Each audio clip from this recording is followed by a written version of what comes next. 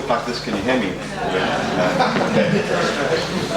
I was having coffee with a colleague last week, and I was saying that I'm battling to get my presentation for this week's symposium done, and he said, he relayed back to me that I'm not really paying justice or respect to my audience by leaving everything to the last minute. I should have at least 2 weeks preparation and reading time after that. The fact that I finished this at 4 o'clock this morning and I have a short-term memory problem at the moment doesn't really help you. Take me through this.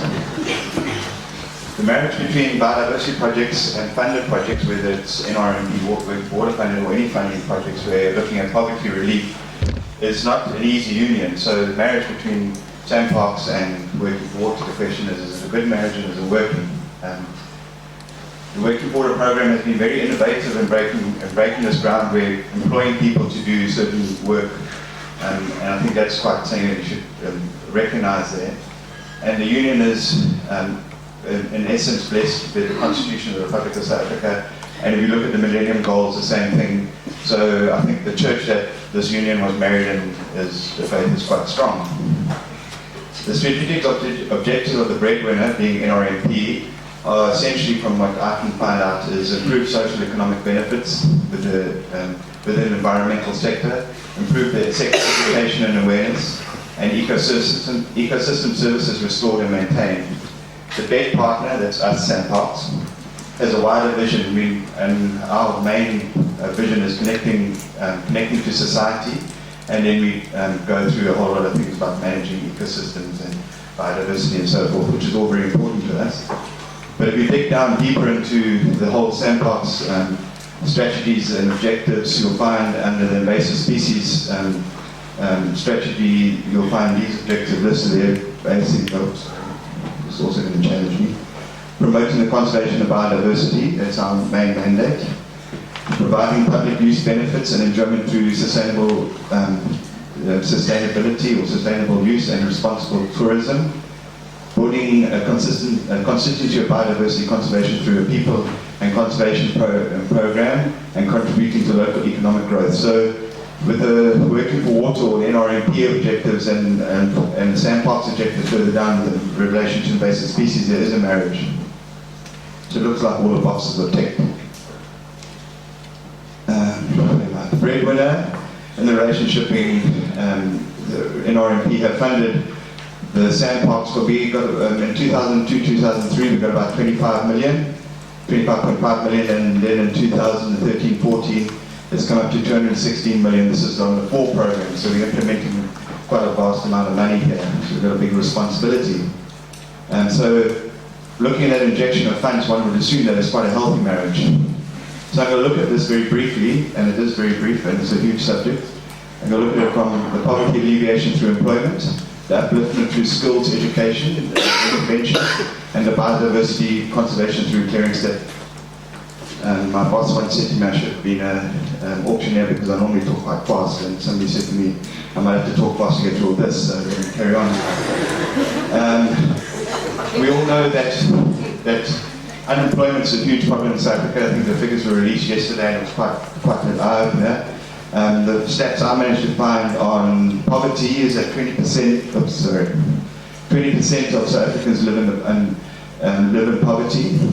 And the most effective method of lifting a person out of poverty is to provide sustainable employment and uplift people through upskilling. So that's an essential area too. So if I look at providing sustainable employment, there's what we call a full-time FTE, full-time equivalent. And this is essentially a measure that converts part-time employment into a full-time equivalent. And this is an acronym that is used quite widely in the Working for Water circles at the moment, and we seem to confuse ourselves quite a lot about it, and I was certainly confused when I started reading. The historical Working for Water program considered 186 person days in a financial year as a target for one person to work, so that's the ideal objective, and the EPWP programs take a look at 230. So SANParks at aim for an FTE is about 230 days in the planning phase of the projects, okay? So that means when we start planning, we try and look to employ a person for 230 days within the program. That's the Working Water FTE. What do you do then is you take the number of people, total number of person days, and divide it by this figure. I really feel like I run a marathon, really. This table here shows the financial years, the number of beneficiaries that we've employed, and I must just state here that this year here we went over from the old water, I think it was called Waterworks, it's a long time ago, system, into the WIM system. No, sorry, this was when we implemented the Waterworks system, and so prior to that we weren't managing the information coming out of the project, so we only got a few projects into the system, that's why that figure there is quite low. But this is the number of beneficiaries that we've employed through the different financial years from 2002-3 onwards. If we take the FTE of 186 of working for water, we take that number of people, that's equivalent, that's a full-time equivalent. So what this is saying, for that amount of work was done, if those people, all those people had a full-time job, we would have only employed 104 people. So that's what I think has been taken on in reports, and people report on is this number here, which is different to, you can see this figure here, which can be debated, 9,135 beneficiaries. If you take the FTE from working for water, it leaves you with only 3,552 full-time equivalent jobs, and if you look at the EPWP, it leaves you even less. And that's the number of projects that we were running at the time, so we've gone to 10 to 43. And this is the ratio, so that's the difference between the 104 jobs and the 702. And I think that's something that we should look at. And this information comes out of the WIM system. So my question is the FTE a correct measure to use when looking at projects' contributions to poverty alleviation? And then the other question would be, the recommendation might be to look at the number of days a beneficiary works over the history of employment. And that's what this table is showing, this figure is showing here. If you look at this graph on this side, I've binned these. So this is, I've taken the number of potential working days that a person has worked in the program from the first date that they started work, to their last date seen on the timesheets. And then I've taken the number, so that's a period of time, and then they've taken the number of days they've actually been recorded as working.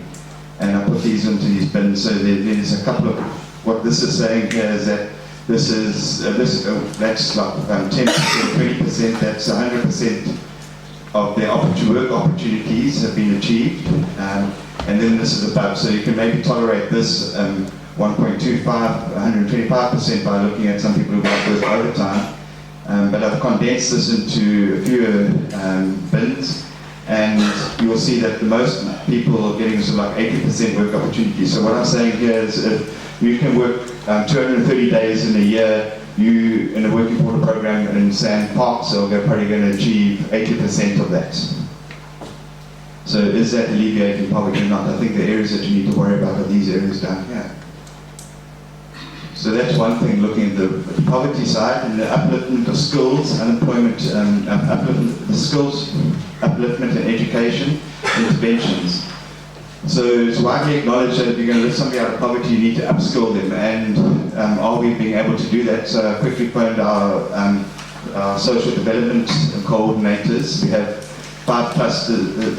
6 clusters at SANParks with 5 social development coordinators, and I asked them what they were looking at. So what they felt were the most important courses, and I'm going to show you that now. But between 2002 3 financial year and the 12-13 financial year, we've had over 100 different courses run that comes out of WIMS, where that number of people have been gone through those courses. But remember, that one person might have gone through many courses. So we look at this table here. This table shows I took the top 10 training interventions on the database, and then I took what the SDCs considered to be the important ones. So in this column here, you can see what the SDCs said. So ABET training for the SDCs is very important. And when I spoke to them, all the ones I spoke to immediately brought up this ABET training, but it's very, very low. I think it's one of the lowest that we have, it being 0.19% of the people who have gone through training have done ABET training. So that's quite interesting. You'll see that 36% of the training is related to the tasks. So you'll find, if you look at this and you go through it, you'll see that there's chainsaw is also relatively low considering. And then something that induction is quite high, I think it's the highest we have.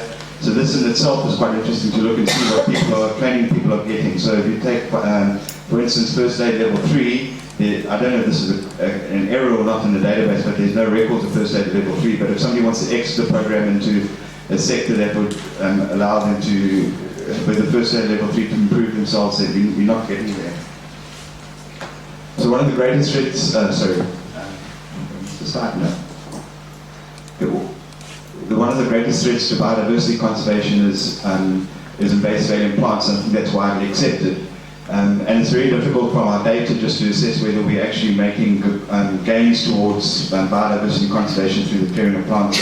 And the one area that I have been able to look at is increasing the occurrence of invasive alien plants within SANParks estate.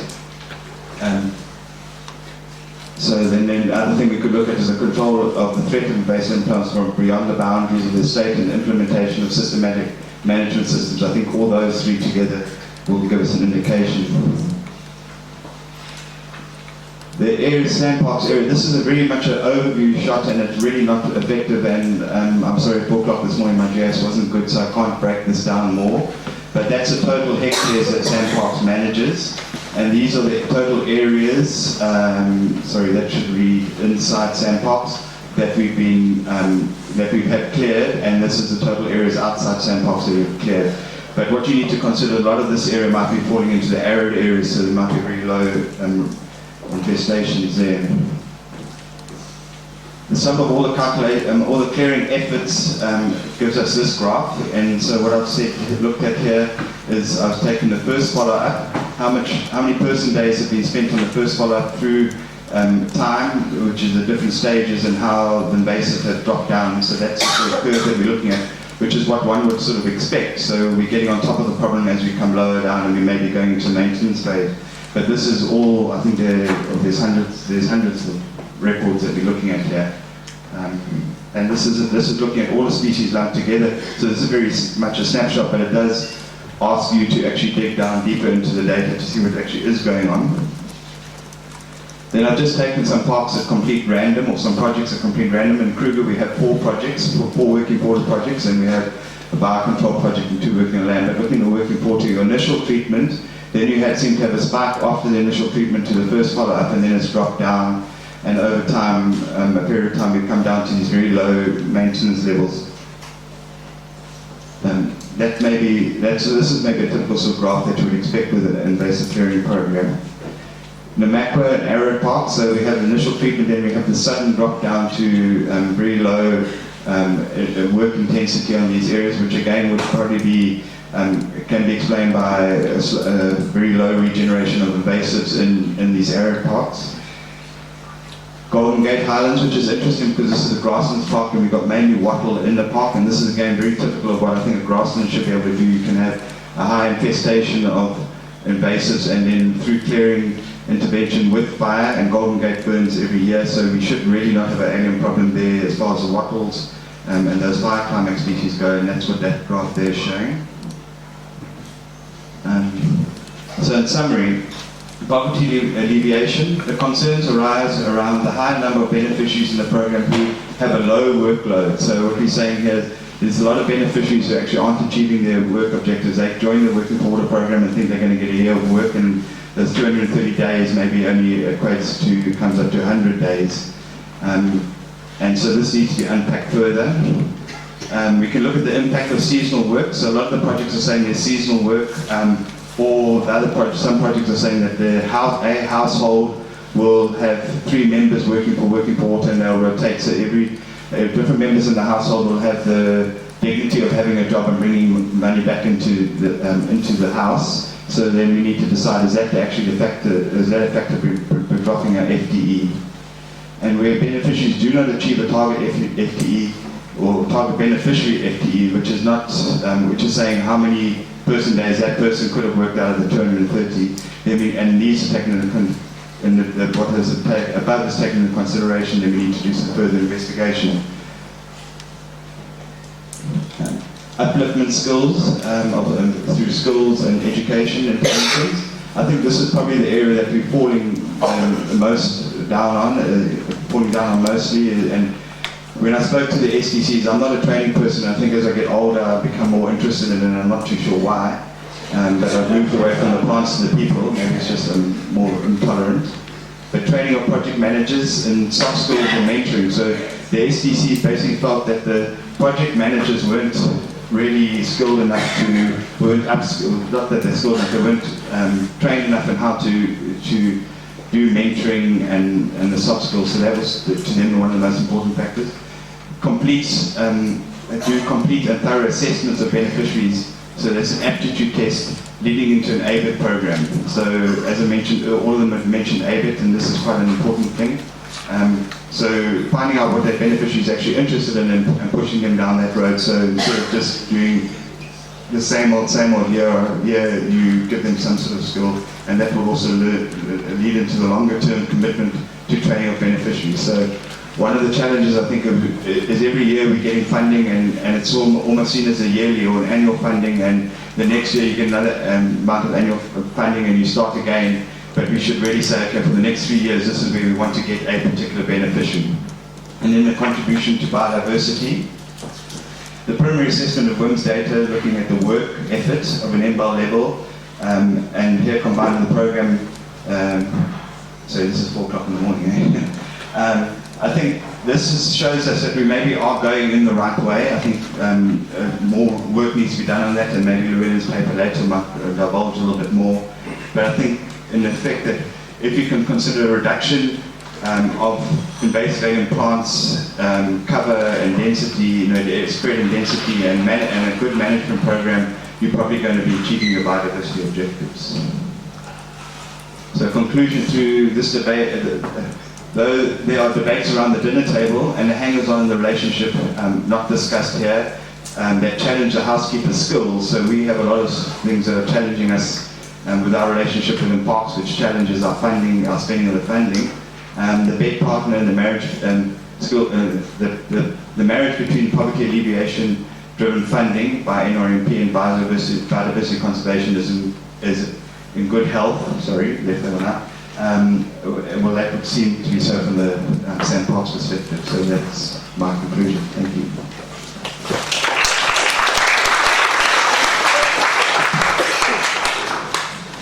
Thank you very much, Nicholas.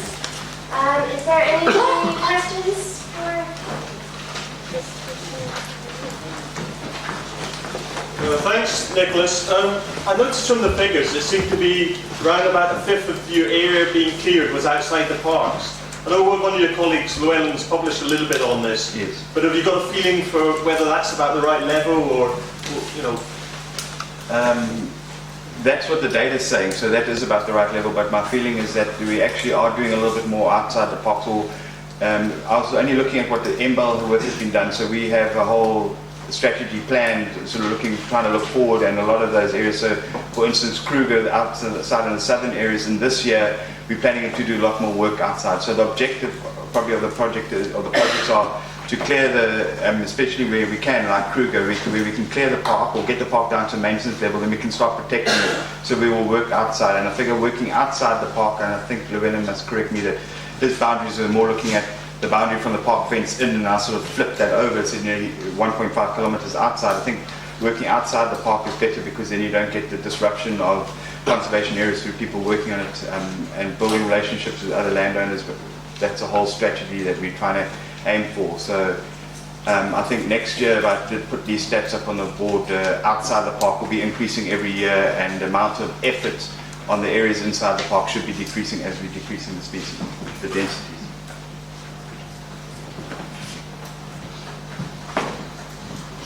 Ben, I don't think you're allowed to answer questions because you did work for us. Nicholas, I see you lump together your social development skills and your functional skills.